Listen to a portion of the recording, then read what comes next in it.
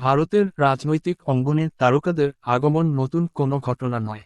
বিশেষ করে তামিলনাড়ুর মতো রাজ্যে, যেখানে অভিনেতার রাজনীতিবিদদের দীর্ঘ এবং সফল ইতিহাস রয়েছে।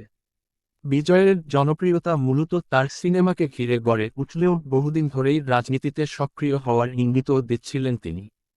শৈশব ও শিক্ষাজীবন: জোসেফ বিজয় চন্দ্রশেখর, যার জনপ্রিয় নাম থালাপতি বিজয়, ১৯৭৪ সালের ২২ জুন চেন্নাইতে জন্মগ্রহণ করেন তিনি।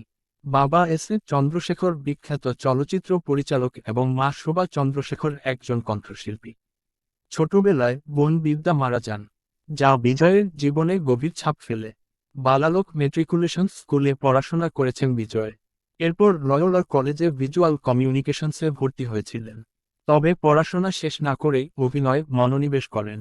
শৈশব থেকেই বিনোদন ও সাংস্কৃতিক কর্মকাণ্ডে আগ্রহী ছিলেন তিনি। পর্দায় অভিষেক: বিজয়ের চলচ্চিত্র যাত্রা শুরু হয় শিশুশিল্পী হিসাবে। শিশুশিল্পী হিসাবে ১৯৮৪ সালে ভেট্রি ছবিতে প্রথম অভিনয় করেন। এরপর কয়েকটি সিনেমায় ছোট চরিত্রে অভিনয় করলেও ১৯৯২ সালে নালায়া থিরপু তে নায়ক হিসাবে আত্মপ্রকাশ করেন বিজয়। সিনেমা থেকে বিদায় ও শেষ চলচ্চিত্রের ঘোষণা: ২০২৪ সালের ফেব্রুয়ারিতে নিজের রাজনৈতিক দল তামিলাগা ভেট্রি কাজাগম টিভিকে এর নাম ঘোষণা করেন বিজয়।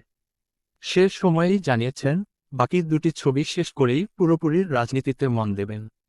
সেই তালিকায় প্রথম ছিল the greatest of all time, আর দ্বিতীয় ও শেষ ছবি জানানায়াগন। শেষ ছবিটি নির্বাচনের আগেই ২০২৬ সালের ৯ জানুয়ারিতে মুক্তি পাবে। রাজনীতিতে পদার্পণ: চলচ্চিত্রের জনপ্রিয়তা থেকে রাজনৈতিক প্রভাবের পথ শুরু হয় সরাসরি জনতার সঙ্গে সংযোগ স্থাপন করে।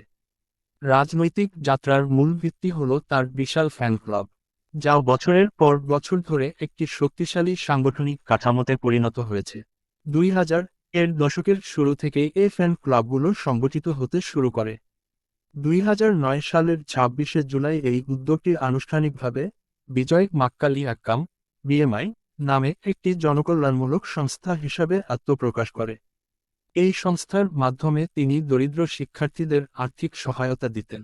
তার রাজনৈতিক সম্ভাব্যতা যাচাইয়ের প্রথম বড় পরীক্ষা ছিল ২০২১ সালের গ্রামীণ স্থানীয় নির্বাচন। এই নির্বাচনে বিএমআই এর সদস্যরা স্বতন্ত্র প্রার্থী হিসাবে প্রতিদ্বন্দ্বিতা করে ১৬৯টি আসনের মধ্যে ১২৯টিতে জয়লাভ করে, যা এক অপ্রত্যাশিত সাফল্য ছিল।